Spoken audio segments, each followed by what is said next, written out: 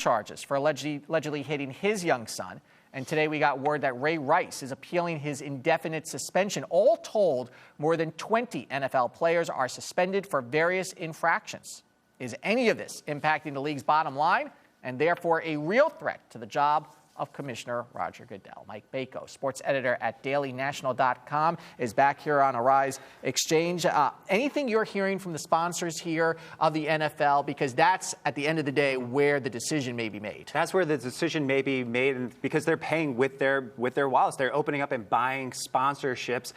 FedEx has come out and issued a statement. PepsiCo, two of the biggest sponsors, have come out. Other owners, who certainly speak with their wallet, and that's where their interest lies, have also come out in support of Goodell and the investigation that's going on. But the more you hear about these things, high-profile players like Adrian Peterson, eventually it's going to start hitting teams at the bottom line, and eventually it'll trickle down, I think, to other players. Not necessarily the Tom Bradys and the Eli Mannings or the Peyton Mannings, but what about that car dealership that may want to have a Jets player who's the second-string defensive lineman come to one of their events? Are they going to want to roll the dice and go with you're always players rolling the dice when who you go they with the don't players. know what they're going to actually Yeah, and get? maybe the impact is going to be on the players at first. You know, Bryant Gumbel, the host of HBO Real Sports, is a longtime NFL commentator and sports analyst. He was pretty clear. He says there's only one thing that's going to motivate the owners, and that is money. And he says the fans play a role because we may be complaining about the league, but guess what? We keep going and watching the games. And he said, I think Gumbel had a great line where he said,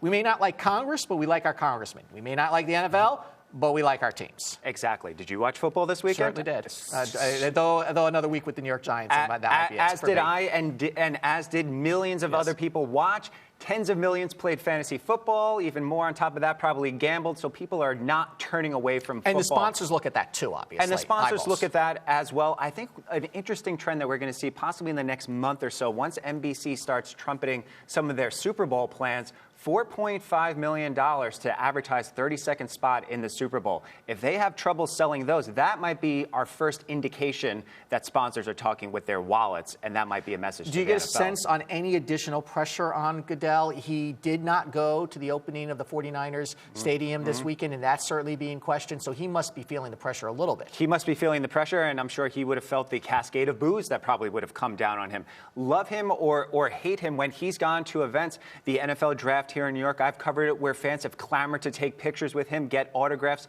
cheer him. I think that's going to be a different story if he tries to show up at games, at least in this next foreseeable future, while the investigation is going on. I'm going to credit one of our anchors, Julian Phillips, for this question, because he brings up an interesting point.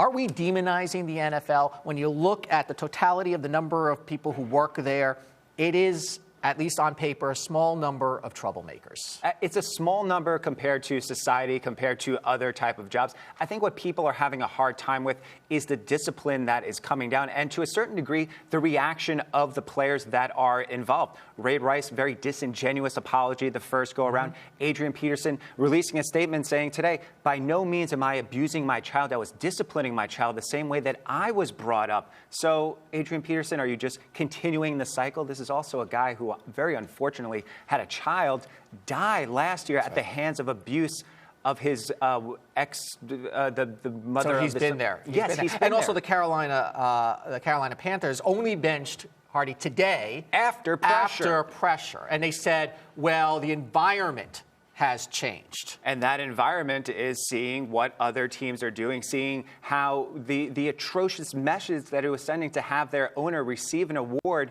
late last week for domestic abuse, and you have this guy going out there on your payroll, representing your team. Bad message. And ultimately, this is not what the NFL wants to talk about. If you look at the New York Times sports section, all of the stories above the fold about the NFL, not one about an actual game. Absolutely not. How to read about the Giants and Jets on the bottom of the fold. And even last week, even more bad news, a study partly commissioned by them saying 3 out of 10 players within 15 years are going to suffer from dementia. That is also big news. So there's sort of a cascading effect here. Maybe they'll turn it around and the league will be better for it in the end. We'll see. Mike Bako, thank you so much. The Fed begins its 2-day open market committee meeting tomorrow.